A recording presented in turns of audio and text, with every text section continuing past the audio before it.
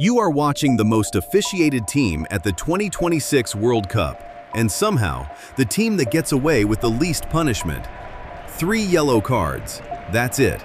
3, for a team that has committed the 4th most fouls of any quarterfinalist left in the tournament.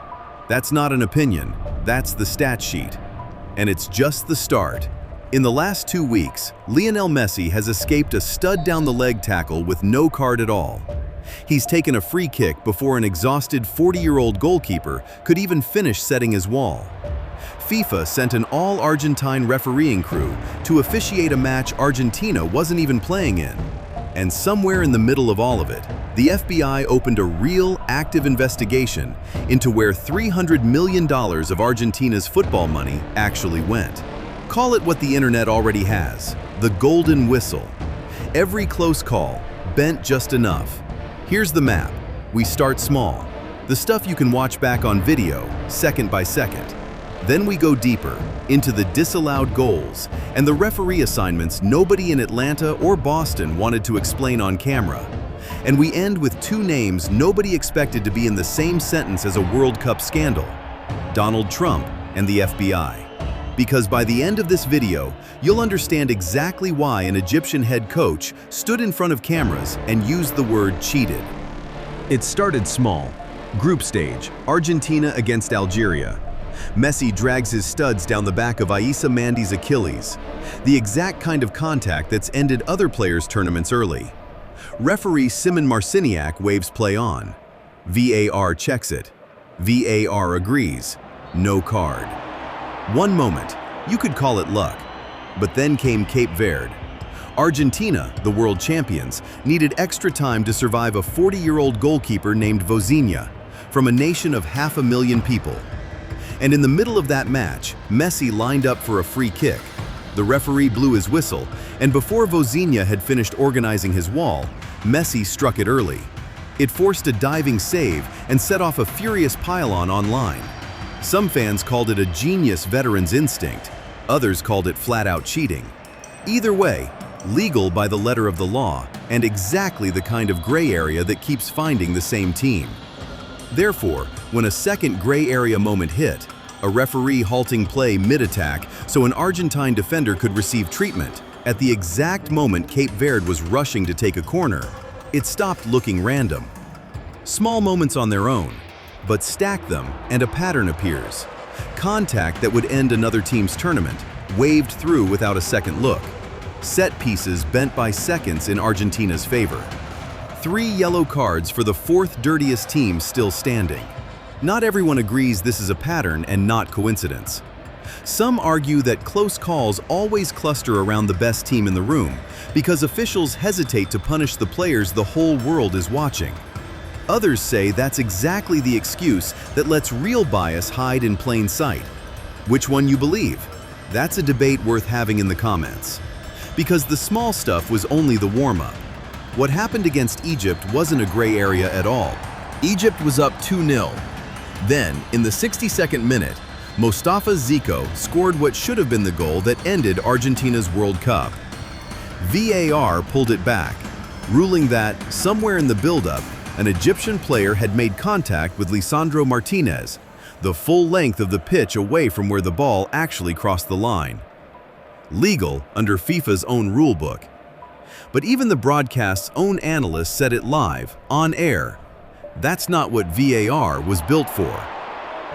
Egypt then had a penalty appeal waved away. Argentina scored the winner in the 92nd minute, and Egypt's head coach, Hossam Hassan, didn't hedge.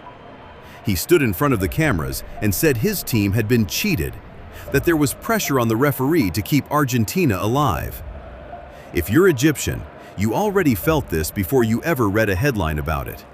And you're not alone.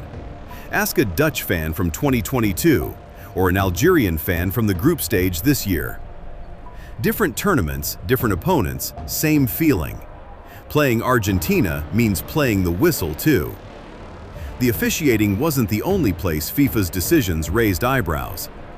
For the France-Morocco quarterfinal, a match Argentina wasn't even in, FIFA assigned an entire refereeing crew from a single country, Argentina.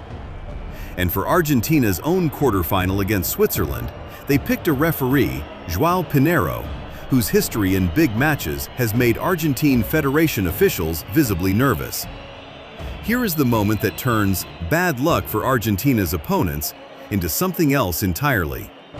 Because while all of this played out on the pitch, the FBI was already investigating the Argentine Football Association itself for allegedly moving more than $300 million through American banks, in transactions federal agents say they still can't fully explain.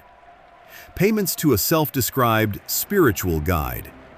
Millions routed to a company with, in investigators' own words, no clear financial profile. No charges, not yet. But the timing, a federal money trail opening up in the United States at the exact moment the same federation's team can't seem to lose a 50-50 call, is the detail that turns online rumors into a real question. And that question was about to get a name attached to it: Donald Trump. 2 weeks into this tournament, the President of the United States picked up the phone and called FIFA President Gianni Infantino directly, demanding a review of a red card given to American striker Folarin Balogun. Trump got his wish. The suspension was lifted. Balogun played the next match. Here's the detail that turned it from a favor into a scandal. The tackle Balogun was sent off for looked almost identical to the one Messi walked away from days earlier, with no card at all. Same type of contact, two completely different outcomes. One phone call. Infantino's own footage didn't help him either. Clips of him telling Argentine officials he'd suffered with them during a tense Cape Verde match went viral within hours. Some of the Infantino celebrating Argentina clips that flooded social media afterward were fake, pulled from moments that had nothing to do with Argentina at all.